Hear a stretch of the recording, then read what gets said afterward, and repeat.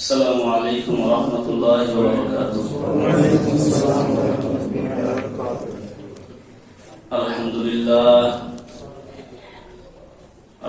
لله نحمده ونستعينه ونستغفره ونؤمن به ونتوكل عليه ونعوذ بالله من شرور أنفسنا ومن سيئات أعمالنا.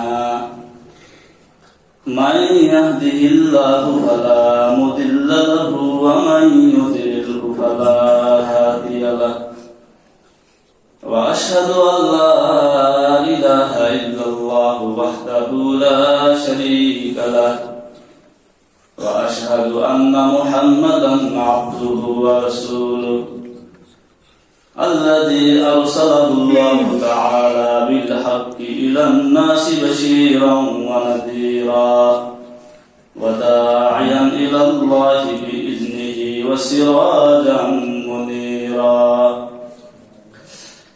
أما بعد فقد قال الله تعالى في كلامه المجيد وفرقانه الحميد: أعوذ بالله من الشيطان الرجيم. بسم الله الرحمن الرحيم. الذين إن مكناهم في الأرض أقاموا الصلاة وآتوا الزكاة وأمروا بالمعروف ونهوا عن المنكر ولله عاقبة الأمور. صدق الله المولانا العظيم وصدق رسوله النبي الكريم ونحن على ذلك من الشاهدين والشاكرين. سبحانك لا علم لنا إلا ما علمتنا إنك أنت العليم الحكيم. رب زدني علما رب زدني علما رب زدني علما رب اشرح لي صدري ويسر لي أمري واحلل عقدة من لساني يفقهوا قولي. সমস্ত প্রশংসা মহিয়ান গরিয়ান সেই মহান রব্বুল আলামিনের জন্য, যিনি আমাদেরকে মাগরিবের সালাত আদায় শেষে পৃথিবীর সবচেয়ে দামি জায়গা, সবচেয়ে পবিত্র জায়গা তথা মসজিদে সবচেয়ে দামি এবং পবিত্র কিতাব কোরআনে কারীমের তাফসীরের দরসে বসার তৌফিক দান করলেন। এজন্য আমরা সকলেই অন্তরের অন্তঃস্থল থেকে শুকর আদায় করে বলি আলহামদুলিল্লাহ। এবং লাখ কোটি দরুদ ও সালাম বর্ষিত হোক সাইয়্যিদুল মুরসালিন খাতামুন নবিয়্যিন রাহমাতুল লিল আলামিন এর পবিত্র রূহের উপর, যার উম্মত হওয়ার পরম সৌভাগ্য আল্লাহ আমাদেরকে দান করেছেন। আমরা তার শানে সংক্ষেপে পাঠ করি, সকলে বলি মুহতারাম হাজিরিন, আজও আমি তাফসীরের ধারাবাহিকতা বন্ধ রেখে কোরআনে কারীমের 22তম সূরা সূরা হজ 22তম সূরা হজ এর 41 নম্বর আয়াত তিলাওয়াত করেছি। আল্লাহ রাব্বুল আলামিন তৌফিক দান করলে তিলাওয়াতকৃত আয়াতের আলোকে অতীব জরুরি কিছু কথা খুব সংক্ষেপে আপনাদের খেদমতে তুলে ধরার চেষ্টা করব ইনশাআল্লাহ। আমার তৌফিক ইল্লা বিল্লাহিল আলিয়্যিল আযীম। আমরা সকলেই জানি আগামী সোমবার, সোমবার বিজয় দিবস। এই বিজয় দিবস সম্পর্কে ইতিপূর্বে কোন আলোচনা মনে হয় আমি এখানে করি। এজন্য নিয়ত ছিল আমাদের যে ধারাবাহিক তাফসীর, যেটা 102 নম্বর আয়াত থেকে শুরু হওয়ার কথা সূরা কাহফে, সেখান থেকে আলোচনা করা নিয়ম আসর আগ পর্যন্ত ছিল। পরে কেন যেন মনে হলো যে বিষয়টাও আসলে আলোচনা করা দরকার। বাংলাদেশের স্বাধীনতা সম্পর্কে একটা স্বচ্ছ ধারণা, এটা লক্ষ্য উদ্দেশ্য কি, কেন স্বাধীন হলো আর আমরা কি পেলাম, সবকিছু মিলে এই বিষয়টার একটা স্বচ্ছ ধারণাও আমাদের থাকা দরকার। যেমন গত সময় ইসকন সম্পর্কে কথা বলেছিলাম, আশা করি যদিও কথাগুলো খুব বেশি গোছানো হয় নাই একটা মানসিক টেনশনের কারণে, তবে বিষয়টা সবাই বুঝে ফেলেছেন আমার মনে হয়। তো আজকে বিজয় দিবস সম্পর্কে কিছু কথা। দীর্ঘ 9 মাসের সশস্ত্র সংগ্রাম, হাজারো মায়ের সম্মানহানি, লাখো শহীদের আত্মদানের বদৌলতে আমাদের পাওয়া এই স্বাধীনতা অবশ্যই গুরুত্বের দাবি রাখে। আন্তর্জাতিক ভাবেও এই দিনটা বিজয় দিবস হিসেবে পালিত হয়ে আসছে এবং আসবে ইনশাআল্লাহ। এই বিষয় সম্পর্কে আমাদের আলোচনার 4টা পয়েন্ট। প্রথম কথা হচ্ছে বাংলাদেশ যে স্বাধীন হয়েছে, এই স্বাধীনতার সূচনা বা ইতিহাসটা কি। 2 নম্বর, কোন দেশ স্বাধীন হলে, কোন দেশের রাষ্ট্রীয় ক্ষমতা কারো হস্তগত হলে, তো সেটার উদ্দেশ্য কি হয়, তখন করণীয় কি হয়ে দাঁড়ায়, অর্থাৎ স্বাধীনতার লক্ষ্য ও উদ্দেশ্য। 3, বিজয় দিবস উদযাপন ইসলামী নীতিমালা। 4, আসল বিজয় কি, প্রকৃত বিজয়টা কি প্রত্যেকটা মানুষের জীবনে। এই 4টা পয়েন্টের উপরে খুব সংক্ষেপে কিছু আলোচনা আমি আপনাদের সামনে রাখছি। প্রথম বিষয়টা হচ্ছে স্বাধীনতার সূচনা। এ ব্যাপারে পরিষ্কার কথা হলো, খুব মনোযোগ দেন। আমাদের বাংলাদেশ স্বাধীনতা হওয়ার পিছনে ভূমিকা রয়েছে পাকিস্তান স্বাধীনতা, আবার পাকিস্তান স্বাধীন হওয়ার পিছনে ভূমিকা রয়েছে ভারত স্বাধীন হওয়ার। তার মানে একটা আর একটা উপর নির্ভরশীল। বাংলাদেশের স্বাধীনতা এটা নির্ভরশীল পাকিস্তানের স্বাধীনতার উপর, পাকিস্তানের স্বাধীনতা নির্ভরশীল ভারতের স্বাধীনতার উপর। তাহলে বলা যায় 3 দফায় বাংলাদেশ চূড়ান্ত স্বাধীনতা লাভ করেছে। সূচনাটা এভাবে হয়েছে, খুব খেয়াল করেন। কথাগুলো খেয়াল করলে মূল বিষয়টা বুঝে আসবে আমার উদ্দেশ্য কি। ইতিহাস শোনানো আমার মূল বিষয় না, ইতিহাস থেকে শিক্ষাটা সবটা বেরিয়ে আনা আমার হলো মূল উদ্দেশ্য। শুরু হলো 1602 সালে, মনে থাকবে তো, 1602 সালে সর্বপ্রথম 218 জন সদস্য নিয়ে 1602 সালে 218 জন সদস্য নিয়ে ইংরেজরা এই ভারতে আগমন করে। তাহলে শুরুটা কিন্তু 1602 দিয়ে, কি দিয়ে? 1602 দিয়ে। তারা বণিক বেশে এসেছিল, ব্যবসা করবে, কিন্তু তাদের মতলব ছিল ভারত দখল করা। খুব সংক্ষেপে যেতে হচ্ছে, এজন্য ভিতরে ভিতরে তারা নানান ধরনের ষড়যন্ত্রতার জাল বিছাতে থাকে। একটা পর্যায়ে গিয়ে 1757 সাল 23শে জুন 1757 সাল 23শে জুন নবাব সিরাজউদ্দৌলার সাথে একটা যুদ্ধ সংগঠিত হয়। প্রধান সেনাপতি মীর জাফরের গাদ্দারির কারণে নবাব সিরাজউদ্দৌলা পরাজিত হয়। অস্ত যায় বাংলার স্বাধীনতার সূর্য। আর এই যুদ্ধের মধ্য দিয়ে ইংরেজরা দখল করে নেয় বাংলা, বিহার এবং উড়িষ্যা। শুরু হলো ভারত দখলের তাণ্ডব। একের পর এক তারা এলাকা দখল করতে থাকে। টিপু সুলতান, তার সাথে যুদ্ধ হয়, মহীশূর দখল করে নেয়।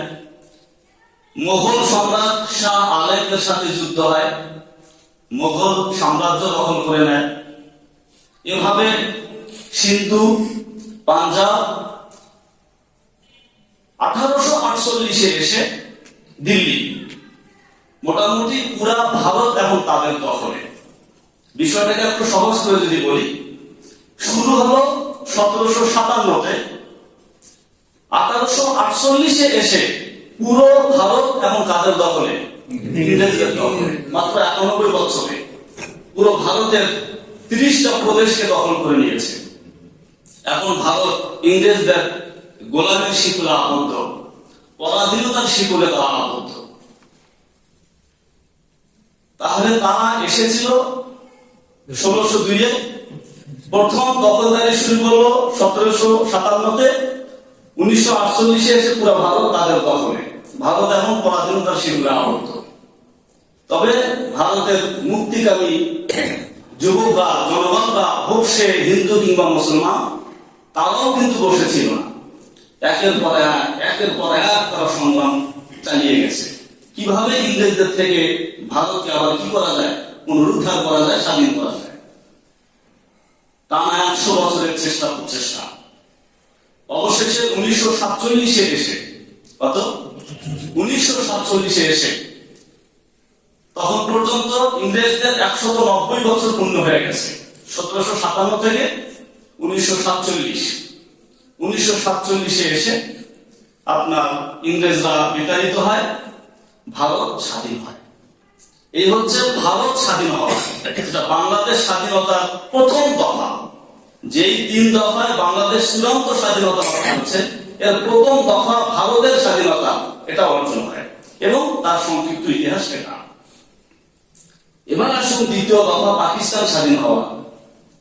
খুব খেয়াল করেন, যখন ভারত স্বাধীনতার একদম কাছাকাছি পৌঁছে যায়, স্বাধীনতার সোনার হরিণ তাদের হাতের নাগালে, খুব অল্প সময়ের ভিতরে স্বাধীন হয়ে যাবে, সেই সময় সাম্প্রদায়িকতা মাথা চালা দিয়ে ওঠে।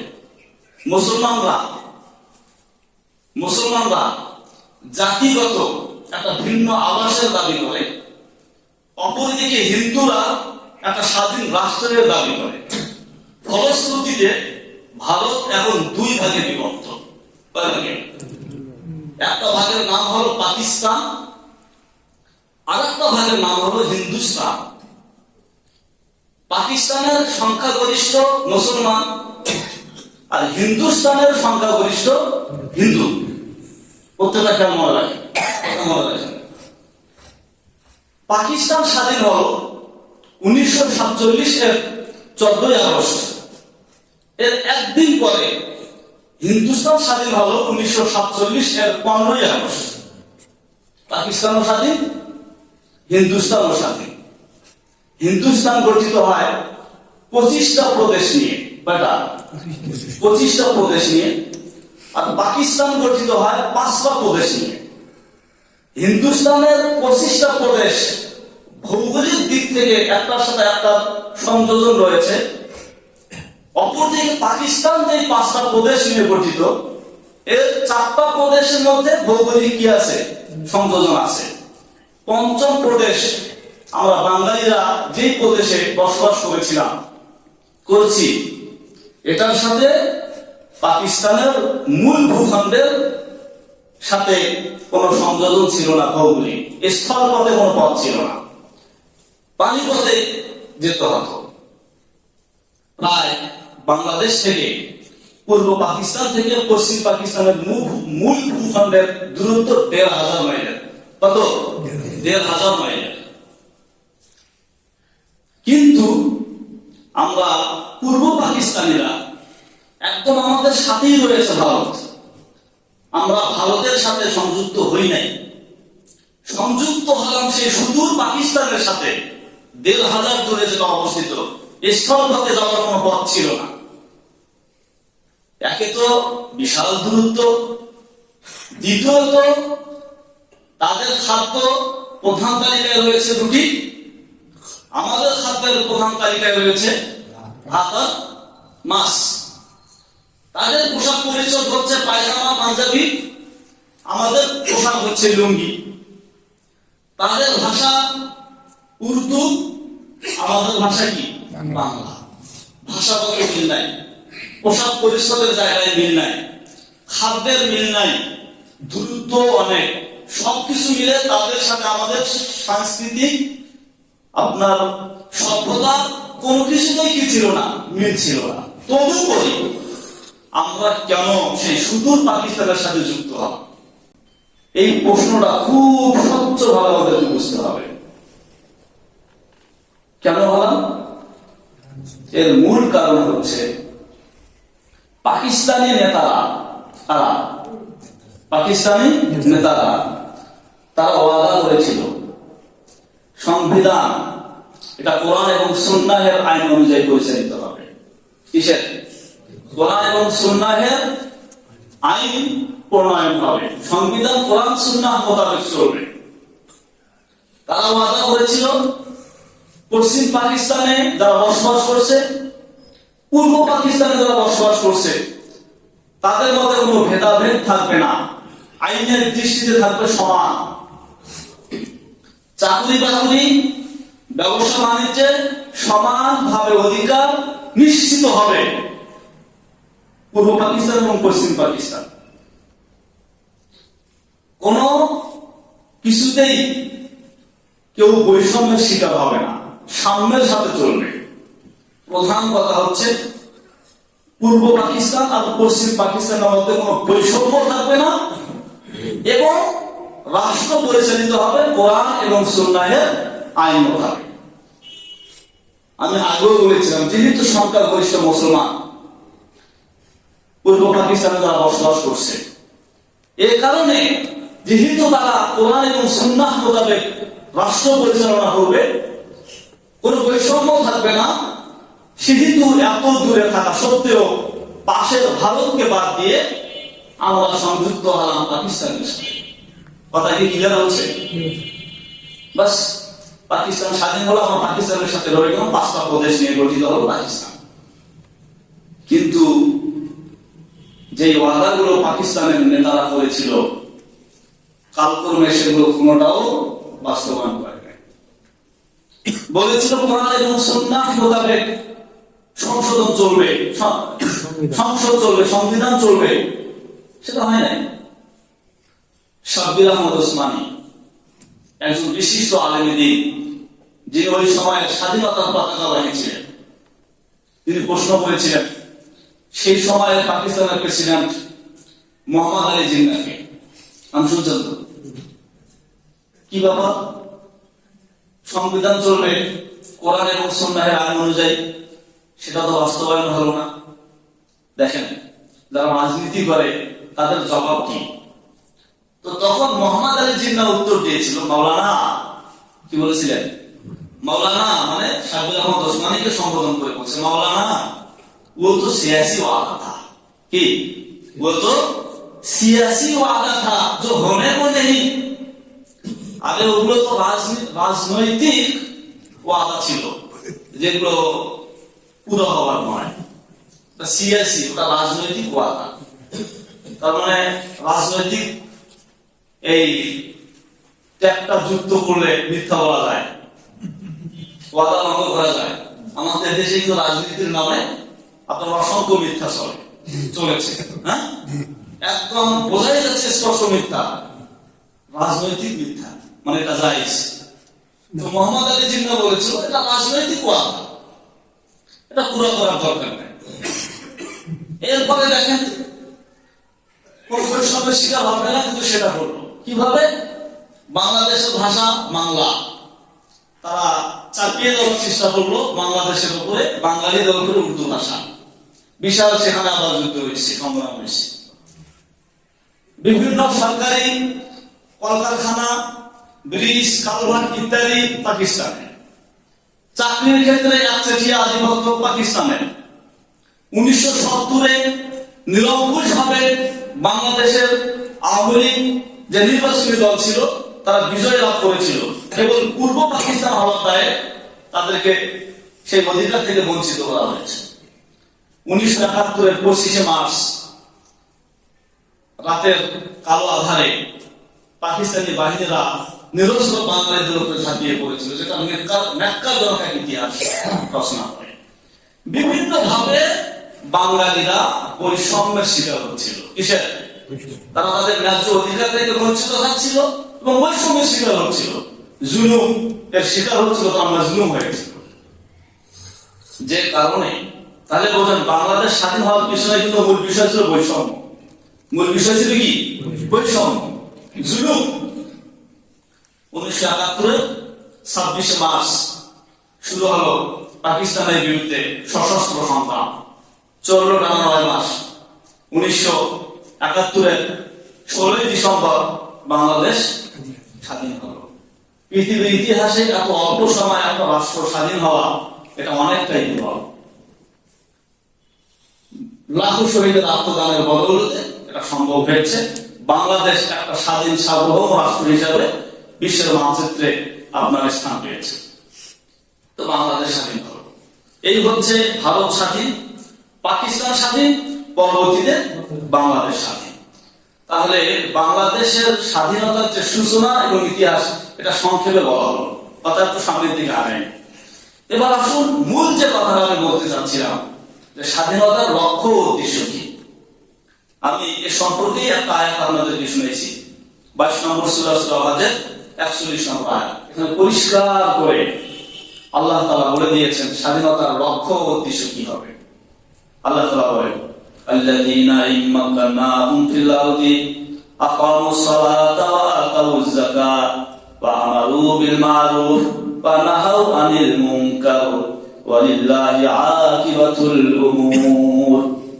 আল্লাহ বলেন আল্লাযীনা, তারা, ইন যদি, মাক্কান্না হুম, হুম মানে তাদেরকে, মাক্কান্না আমি রাষ্ট্রীয় ক্ষমতা দেই, স্বাধীন রাজ্য দেই তাদেরকে।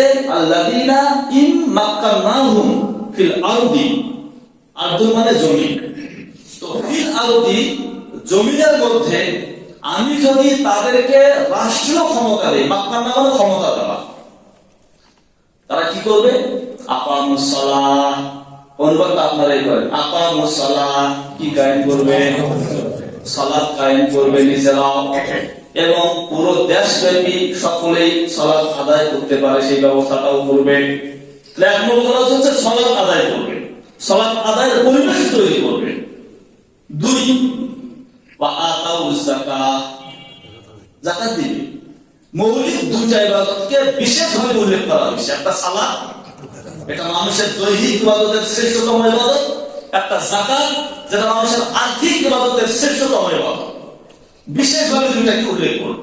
আসল কথা পরের 2টা, ওয়া আমারু বিল মারুফ, মারুফ সোজা কথা, আল্লাহর যত পালনীয় বিধান, কি আল্লাহর যত, অর্থটা এভাবে বলতে হবে, মারুফ মানে যেগুলো ভালো, আল্লাহর প্রত্যেকটা বিধান ভালো, নাকি বলেন? তাহলে মারুফ এর অর্থ আমি বলি, আল্লাহর পালনীয় বিধান সেগুলো প্রতিষ্ঠিত করবে, নিজেও পালন করবে, রাষ্ট্রীয়ভাবে আল্লাহর পালনীয় বিধানগুলোকে পালন করবে। ওয়া নাহাউ আনিল মুনকার, মুনকার মানে যেগুলো বর্জনীয় বিধান সেগুলোকে প্রতিহত করবে, নাহাউ সেগুলোকে প্রতিহত করবে। লাস্টের 2টা মূল। তাহলে ঘটনাটা কি ঘটলো? আল্লাহর বিধান কায়েম করবে যেগুলো পালনীয়, আর যেগুলো বর্জনীয়, যেগুলো অশ্লীল, যেগুলো গর্হিত, সেগুলোকে প্রতিহত করবে। তাহলে কয়টা হলো? 4টা। 2টা মূল, বাকি 2টাকে সব বিশেষ উল্লেখ করা হলো। তাহলে 1 নম্বর কোন দেশ স্বাধীন হওয়ার লক্ষ্য উদ্দেশ্য, 1 নম্বরে সালাত কায়েম করা, 2 নম্বরে যাকাত আদায় করা, 3 নম্বরে আল্লাহর পালনীয় বিধানগুলোকে প্রতিষ্ঠিত করা অর্থাৎ দ্বীন কায়েম করা, 4 নম্বরে মুনকার গর্হিত কাজ, বর্জনীয় বিধানগুলোকে প্রতিহত করা। তাহলে কোন দেশ স্বাধীন হওয়ার লক্ষ্য উদ্দেশ্য কয়টা হলো? খুব খেয়াল করেন, কয়টা হলো? এই 4টা যদি পাওয়া যায়, সোজা কথা, আল্লাহর দ্বীন যদি কায়েম হয় আর বদ্দীন যদি প্রতিহত হয়, তবেই এটা সফল স্বাধীনতা। আর না হয় সেটা স্বাধীনতার নামে পরাধীনতা, যে অবস্থার ভিত্তিতে আমরা পার হচ্ছি। এরপরে আয়াতের শেষে আল্লাহ তাআলা বলেন, ওয়ালিল্লাহি আকিবাতুল উমুর, মানুষের কর্মের শেষ পরিণতি কি হবে সেটা আল্লাহই ভালো জানেন। তাহলে এই আয়াতে স্বাধীনতার লক্ষ্য ও উদ্দেশ্য আল্লাহ তাআলা স্পষ্ট করলেন। এবার আসুন আমরা আমাদের দেশের স্বাধীনতা সেটা পেয়েছি কিনা একটু মিলায় দেখি। দেখুন, আমি যদি একটু পিছন থেকে বলি আপনাদেরকে, 1970 সালে 1970 সালের নির্বাচনী বিজয়ী দল আওয়ামী লীগ, তাদের নির্বাচনী ইশতেহারে এ কথাটা পরিষ্কার লেখা ছিল, কোরআন এবং সুন্নাহ বিরোধী আইন পাস করব না। কি ছিল? কোরআন এবং সুন্নাহ বিরোধী আইন পাস করব না। ঘুমালে হবে না, মাথা একদম জাগ্রত অবস্থায় শুনতে হবে, বুঝতে হবে কথাগুলো। আমরা আসলে সেই জায়গায় আছি কিনা, কোথায় যাচ্ছি আমরা? দেশ তো আমাদেরকে নিয়েই গঠিত হয়েছে, আমরা দেশের বাইরের কেউ না। তো কোরআন এবং সুন্নাহ বিরোধী কোন আইন পাস করব না, এটা হলো 1970 সালের নির্বাচনী ইশতেহারে লেখা ছিল। পরবর্তীতে এই ওয়াদাটা কি ঠিক ছিল? ঠিক ওই রকম যে রকমটা মোহাম্মদ আলী জিন্নাহ বলেছিল, ও সিয়াসি ওয়াদা আজও মনে করি, রাজনৈতিক ওয়াদা এগুলো পালন না করলেও চলে, সেটা হয় নাই। উপরন্তু ষড়যন্ত্র হয়েছে বিসমিল্লাহ নিয়া। কি নিয়া? সংসদে বিসমিল্লাহ থাকবে কিনা। ষড়যন্ত্র হয়েছে ধর্ম নিরপেক্ষতা প্রতিষ্ঠার নামে রাষ্ট্রীয় ধর্ম ইসলামকে নিয়ে। বেশি হয়েছে না? ধর্ম নিরপেক্ষতার কথা শুনছেন না? সেকুলারিজম মুখে খানা তুলে ফেলছে। বাংলাদেশে কোন বিশেষ কোন ধর্মের ইয়া থাকবে না, সবাই সমানভাবে সবকিছু করতে পারবে। নানান রকমের কথা আপনারা শুনছেন, ওগুলো আমার বলার দরকার নেই, আমি মূল কথাগুলো বলছি। ধর্ম নিরপেক্ষতা, অথচ দেখেন 1954 সালের যুক্ত ফ্রন্টের যে 21 দফা পরে দেখেন, 1966 সালের আওয়ামী লীগের 6 দফা খুলে দেখেন, 1971 সালের 10ই এপ্রিল মুজিবনগর সরকারের স্বাধীনতা ঘোষণাপত্র খুলে দেখেন।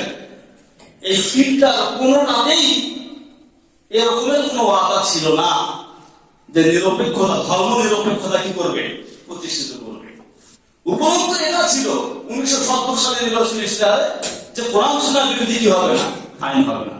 যেটা ওয়াদা ছিল সেটা পালন হয় নাই, আর যেটা ওয়াদা করা হয়নি সেটা করা হয়েছে। অনেকটা পথ চলেছিল সম্রাট বাদশাহ আকবরের পথে। কাউকে মনোরঞ্জন করতে গিয়ে ইসলামকে ধূলিসাৎ করা হয়েছে। স্পষ্ট কোরআন যেটাকে হালাল করেছে সেটাকে নিষিদ্ধ ঘোষণা করা হয়েছে বাংলাদেশের সংবিধান থেকে, পার্লামেন্ট থেকে। একটু বুঝে শুনে বলেন, আপনার বুঝে আসুক আর না আসুক, বলেন এটা যে ইসলামের বাল্য বিবাহ এটা জায়েজ না না জায়েজ? এটার জন্য কি 18 বছর হওয়া, 22 বছর হওয়া জরুরি? আপনারা তো মুসলমান, তাই না? একটু জোরে সোরে বলেন, বাল্য বিবাহ কি ইসলামে হারাম? বাংলাদেশ সংবিধান এটা কি নিষিদ্ধ।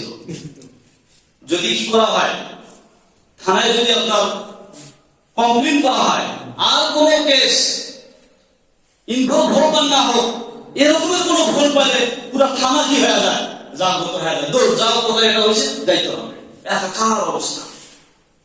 তাহলে যেটা ইসলাম হালাল করেছে বাংলাদেশ সংবিধান সেটাকে হারাম করলো কিনা? ভয় লাগতেছে বলতে নেই। আবার সুদ এটা স্পষ্ট হারাম না হালাল? ব্যভিচার হালাল না হারাম? বাংলাদেশ সংবিধানে পতিতালয়ের লাইসেন্স দেওয়া হয়, মদের লাইসেন্স দেওয়া হয়। তাহলে হালালকে করা হইল হারাম, হারামকে করা হইল হালাল। এবং তাওহীদে হাকিমিয়াত, আইন প্রণয়নকারী একমাত্র আল্লাহ, সেই জায়গা থেকে সরে এসে এখন আইন প্রণয়নকারী বলা হলো সংসদকে। আপনার পার্লামেন্টে অধিকাংশ সদস্যের মতামতকে কেন্দ্র করে কি হবে, আইন পাস হবে, সেটা হোক ইসলামের পক্ষে কিংবা হোক ইসলামের বিপক্ষে, সেটা মুখ্য বিষয় না। মুখ্য বিষয় অধিকাংশের মতামত।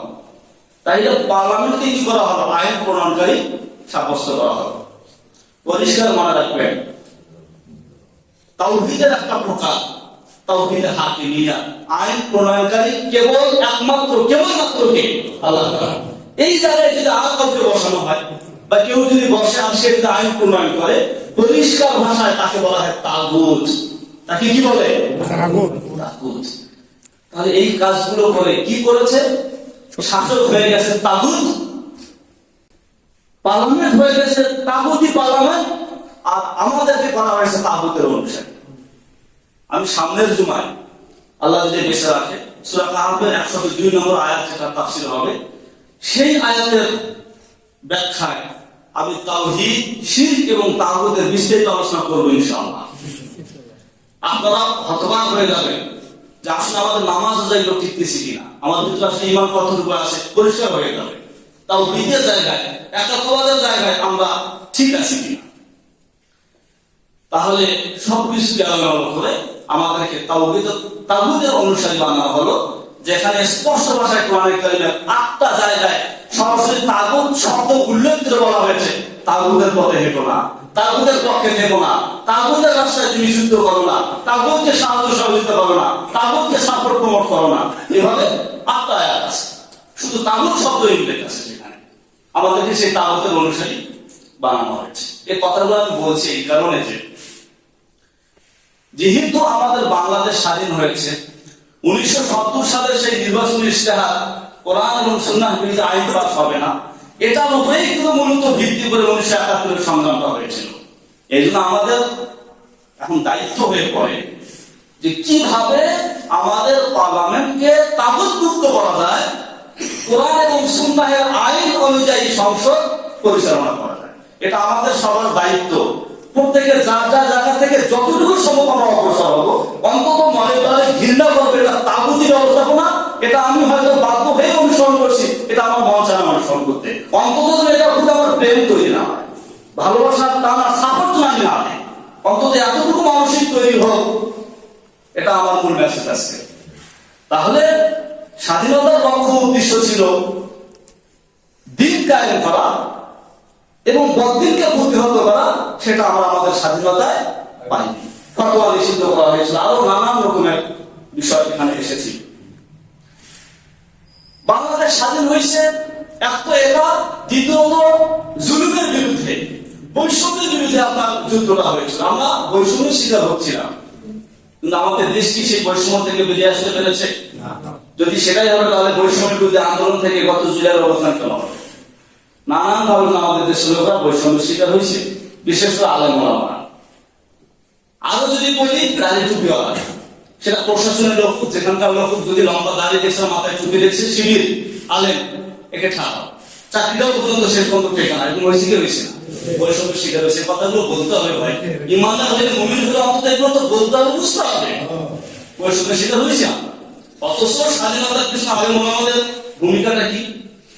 প্রথম দফা যদি আপনি ভারত স্বাধীনতার কথা বলেন, তাহলে ইংরেজদের দখলদারিত্বের বিরুদ্ধে সর্বপ্রথম আওয়াজ তুলেছিল লাখো আলমের শিরোমণি শাহ আব্দুল আজিজ মুহাদ্দিস দেহলভী রহমাতুল্লাহ আলাইহি। তার ঐতিহাসিক ফতোয়া দারুল ভারত, তিনি ভারতকে শত্রু কবলিত এলাকা ঘোষণা করেছিলেন।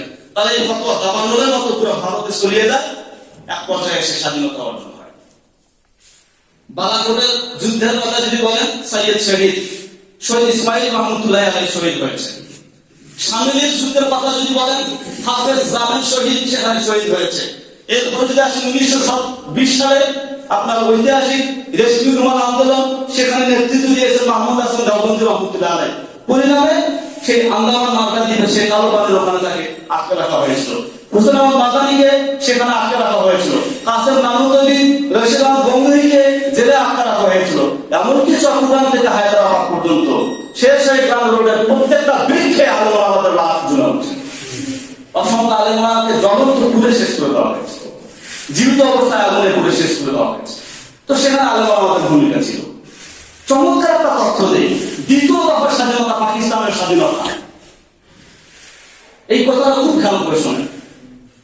এই পাকিস্তানের স্বাধীনতা সময় আমরা যে পাকিস্তানের সাথে যুক্ত হয়েছিলাম, আমি কিন্তু আপনাদেরকে বলেছি মুসলিম সংখ্যাগরিষ্ঠ ভিত্তিতে, কারণ পাকিস্তানের সংখ্যাগরিষ্ঠ ছিল মুসলমান।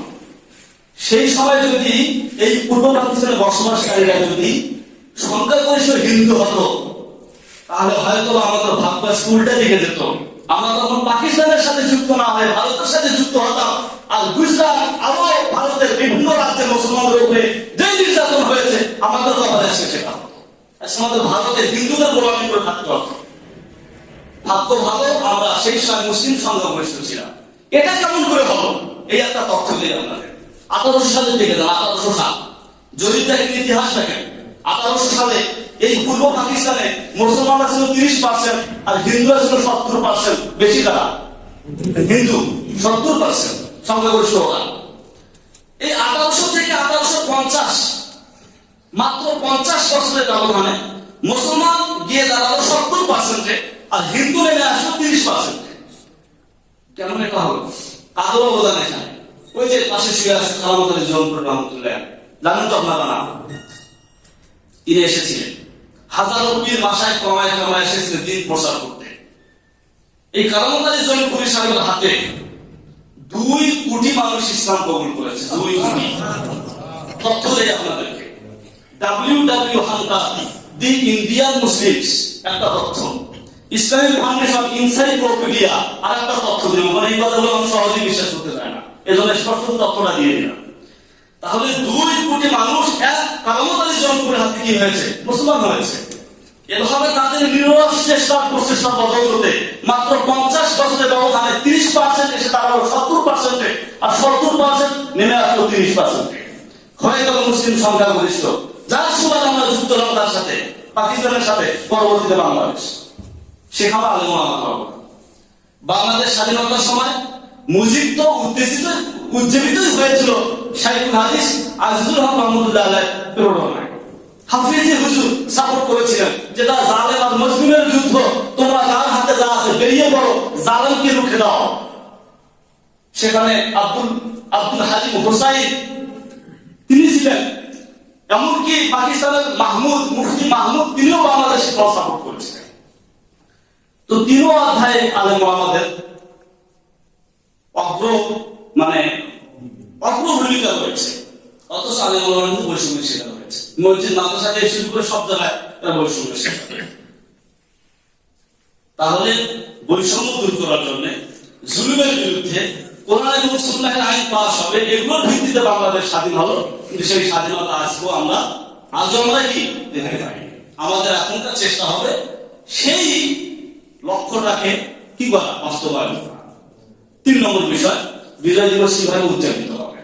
এখানে কোন শহীদদের কবরে গিয়া ফুল দেওয়া, দাঁড়িয়ে 1 মিনিটের নীরবতা পালন করা, চিতায় অগ্নি প্রজ্বলিত করা ইত্যাদি ইত্যাদি, এগুলো কোন ইসলামে নাই। ইসলামে কি আছে? সূরা মাসুর খুলে দেখে, ফাসাব্বিহ বিহামদি রাব্বিকা ওয়াস্তাগফিরহু। এই আয়াতে 3 মূল কথা। একটা হলো ফাসাব্বিহ, ইজা জাআ নাসরুল্লাহি ওয়াল ফাত, আল্লাহর সাহায্য এসেছে, আল্লাহর বিজয় এসেছে, তুমি বিজয় পালন করবে। ফাসাব্বিহ, আল্লাহর পবিত্রতা পালনের মাধ্যমে। বিহামদি রাব্বিক, তোমার রবের প্রশংসা জ্ঞাপনের মাধ্যমে। ওয়াস্তাগফিরহু, ইস্তিগফারের মাধ্যমে। তওবা করো। 3টা, সুবহানাল্লাহ, আলহামদুলিল্লাহ, আস্তাগফিরুল্লাহ। একসাথে করতে পারেন সুবহানাল্লাহি ওয়া বিহামদিহি, আস্তাগফিরুল্লাহ ওয়া আতুবু ইলাইহি। এই সূরা নাযিল হওয়ার পরে হযরত উম্মে সালামা রাদিয়াল্লাহু তাআলা বলেন, এই সূরা নাযিল হওয়ার পরে নবীজি আমর এই দোয়া করতে যেতেন, সুবহানাল্লাহি ওয়া বিহামদিহি, আস্তাগফিরুল্লাহ ওয়া আতুবু ইলাইহি। এবং যারা শহীদ হয়েছেন তাদের জন্য কোরআন ইত্যাদি করে ইসলামের সওয়াব করা, তাদের জন্য দোয়া ইস্তেগফার করা, এটা হচ্ছে করণীয়। 4 নম্বর আসুন 2-1 মিনিটে বলে শেষ করে দেই। আসলে বিজয়টা কি? বাংলাদেশ বিজয় হয়েছে, আর বহু দেশ বিজয় হয়েছে। আসলে বিজয়টা কি? আসল বিজয় হচ্ছে প্রতিটা ব্যক্তির জন্য, যেটা আল্লাহ তাআলা কোরআনে কারিমে বলেছেন, ফামান যুহজিহা আনিন নারি ওয়া উদখিলাল জান্নাতা ফাকাদ ফাযা। কিয়ামত সংঘটিত হলো, হিসাব নিকাশ হলো, আপনার আমলনামাটা বাম হাতে না আসে ডান হাতে আসলো, জান্নাতে মুক্তি পেয়ে আপনি জান্নাতের উপযুক্ত হলেন, জান্নাতে প্রবেশ করলেন, আপনি বিজয়ী, আপনি সফল। আর এই সফলটাই হচ্ছে প্রকৃত সফল, আর এটাই হচ্ছে প্রকৃত বিজয়। কেন? যে বিজয়ের পরে পরাজয় থাকে, যে স্বাধীনতার পরে পরাধীনতা থাকে, যে সুখের পরে বেদনা থাকে, যে আনন্দের পরে দুঃখ থাকে, সুস্থতার পরে অসুস্থতা থাকে, ওইটাকে কি প্রকৃত সুখ আর বিজয় আর স্বাধীনতা বলা যায়? কিন্তু একটা মানুষ যখন জান্নাতে প্রবেশ করবে, দুঃখ নাই, পেরেশানি নাই, পরাজয় নাই, আপনার সেখানে পরাধীনতা নাই, স্বাধীন আর স্বাধীন সর্বোচ্চ সুখ শান্তি সে ভোগ করবে, এটাই প্রকৃত সফলতা প্রত্যেকটা ব্যক্তির ক্ষেত্রে। তাই আসুন আমরা সকলে, আমাদের দেশ স্বাধীন হয়েছে, বিজয় হয়েছে, এটা শুকরিয়া জ্ঞাপন করার পাশাপাশি আমি আমার ব্যক্তি জীবনে কিভাবে চললে পরকালে চূড়ান্ত এবং আসল এবং প্রকৃত বিজয় লাভ করতে পারি, সেই চেষ্টাটা আমরা চালিয়ে যাই। আল্লাহ তাআলা আমাদের সকলকে আমল করার তৌফিক দান করুন।